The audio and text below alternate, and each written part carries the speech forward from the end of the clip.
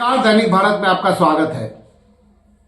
वक्फ bill को लगातार दिल्ली से लेकर छोटे शहरों तक, चाहे बिहार हो, यूपी हो, कर्नाटका हो, बंगाल हो, सड़कों पे लोग उतर चुके हैं। लोग का मतलब मुसलमान उतर चुके हैं और मुसलमानों को गैर मुसलमानों का भी भरपूर साथ मिल रहा है।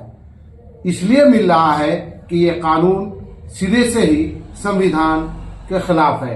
ये देश संविधान से चलता है और पास हो गया। और सुप्रीम कोर्ट में जो विपक्ष के लोग हैं उन लोगों ने भी पिटीशन डाला है, सुनवाई चल रही है। आरजेडी के बहुत ही पुराने पिलर जिनको कहा जाता है, समाजवादी नेता, लालू प्रसाद के साथ काम करने वाला नेता, दरभंगा का समझिए एक मामूली आदमी लेकिन सोच बड़ी ऊंची रखने वाला रामचंद्र यादव जी हमारे साथ बैठे हैं और आरजेडी में हैं। जैसा कि मैंने बताया, उससे बड़ी बात यह है कि ये समाज सेवी हैं और कपड़ों से ही आपको पता चल गया। मोदी जी बोलते हैं ना, कपड़ों से पहचान लीजिए, कपड़े से पहचान लीजिए। ये नेतागिरी में न धन बनाया न दौलत बनाया, आज भी समाज सेवा कर रहे हैं। हिंदू मुसलमान एकता के पक्षधर हैं। आइए वक्फ बिल पर हम इनसे सवाल करेंगे, इनका जवाब लेंगे। ये वक्फ बिल के बारे में क्या समझते हैं?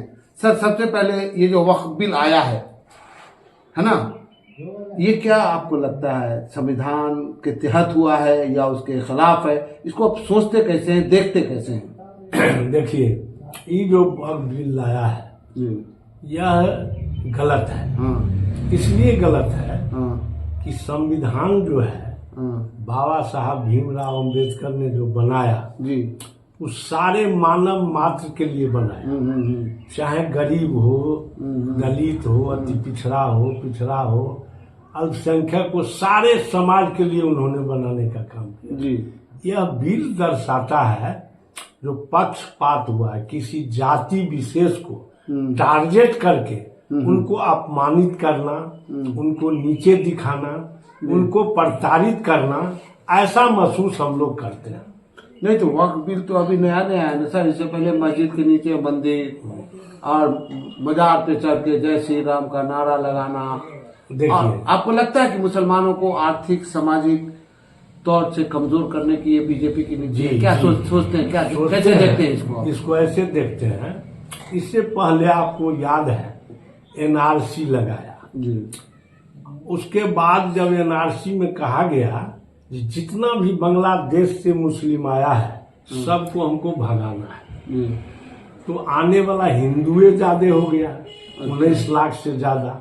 अभी भी जेल में बड़ा है, नहीं भेजा बांग्लादेश, नहीं भेजा काहे कि हिंदू है। यह जो तुष्टीकरण है राजनीति का, यह मानव के खिलाफ है। एनआरसी बिल नहीं चला उनका। आज गौर कीजिए, किसान आंदोलन हुआ, 2-2 साल किसान सड़क पर ठंडा में रहा, बहुत कष्ट तपस्या किया और सैकड़ों किसान शहीद हो गया। उसके बाद वो संशोधन करके फिर कृषि बिल को उसने ऐसा किया। तो इनका जो, एक बार और गौर कीजिए, 16 में शायद याद है, हम लोग सड़क पर थे, आरक्षण को समाप्त करने के लिए उसने कहा इसको संशोधन कर। वो तो चेक करता है आपको बार-बार बोल के। उसमें भी जब हम सारे लोग जब सड़क से सदन तक लड़ने के लिए जब तैयार हुए तो फिर चुपचाप उसको छोड़ दिया। ठीक इसी प्रकार से यह जो बिल लाया है वह गलत है और किसी जात विशेष को टारगेट करके लाया है। माननीय सुप्रीम कोर्ट, देश का सर्वोच्च न्यायालय है, वहां यह बिल खारिज किया जाएगा। मुझे पूर्ण विश्वास और भरोसा है। अगर सही माने में जानिए तो इसका जिम्मेदार किसको मानेगा? मोदी जी को, शाह जी को? देखिए, सबसे बड़ा जिम्मेदार कांग्रेस को, सबसे बड़ा जिम्मेदार अगर कोई है तो शाह जी को। देखिए, सबसे बड़ा जिम्मेदार कांग्रेस को, सबसे बड़ा जिम्मेदार अगर कोई है तो उसका तक काम है। आरएसएस बीजेपी का जो काम है, उसका जो मैनिफेस्टो है मनोवादी, उस पर वह काम कर रहा है। लेकिन सबसे दोषी अगर कोई है जो अपने को कहता है हम सोशलिस्ट हैं, हम सेकुलर हैं, जैसे माननीय नीतीश कुमार जी, आदरणीय रामविलास पासवान जी, वो जो लड़ रहे थे और कहते थे उस घर में दिया जलाने चले हैं जहां सदियों से अंधेरा है, आज गरीब रथ भूल गए सर, 600 रुपए में एसी में अब देखिए ये बड़ी बात, गरीब को सपना कैसे पूरा हो। रेलवे में माननीय लालू प्रसाद जी ने क्या किया, 600 रुपया में दरभंगा से दिल्ली एसी में जाओ। अब उन्होंने एक बात और कहा, अगर तुम नहीं जा सकते हो तो कम से कम इतना हम कर दिए हैं कि डिब्बा के पीछे से जाओ, इंजन तक से उतर जाओ, कम से कम एसी का आनंद तो हो जाएगा। आज है यह देश संविधान से चलता है, यह नहीं चलेगा, नहीं चलेगा सर। पास हो गया, माननीय सुप्रीम कोर्ट ने इसको खारिज करेगा, इतना देश के जनता का भरोसा है। आपको है विश्वास?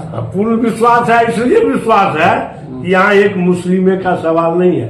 वक्फ बोर्ड में जो डोनेट किया, जो आदमी दान किया जमीन, वह कौन आदमी था, उनका सोच था कि जमीन दे रहे हैं, इस पर स्कूल, कॉलेज, मदरसा, मस्जिद बनेगा, हॉस्पिटल बनेगा, उसमें सबका फायदा होगा।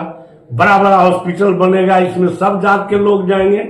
और ये किसी टारगेट बना के राजनीति के तहत कर रहा है, किसी के भला नहीं कर रहा है। बोला है एक बार, जो ये पसमानदा मुसलमान जो है, क्या होता है पसमानदा मुसलमान? छोटी जात का आता है उसमें। मुसलमान में तो छोटी जात गुजरा हुआ नहीं होता, मिश्रकाल हुआ, ऐसे लोग। मुसलमान में कोई छोटी जात नहीं है। हम लोग तो आज तक नहीं मानते थे, न जानते थे। मुसलमान में छोटी या बड़ी होता है, लेकिन उन लोगों का जो भावना है, उन लोग जो चाहता है फूट डालो, राज करो अंग्रेज के तरह।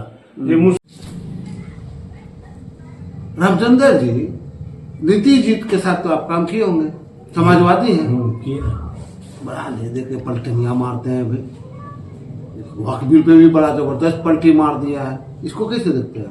देखिए, इसको हम ऐसे देखते हैं, यह देश समाजवादियों का है। डॉक्टर मधुमय मर गए, डॉक्टर लोहिया चले गए, मुलायम सिंह यादव चले गए, शरद यादव चले गए।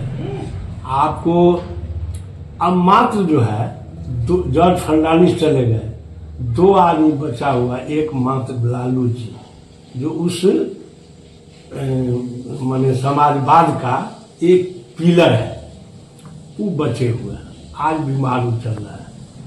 आदरणीय नीतीश जी के जिम्मा ये बिहार का जिम्मेवारी है, और था और यह जो बिहार है, 14 करोड़ जो आदमी है, उसका जिम्मेदारी उनके ऊपर है।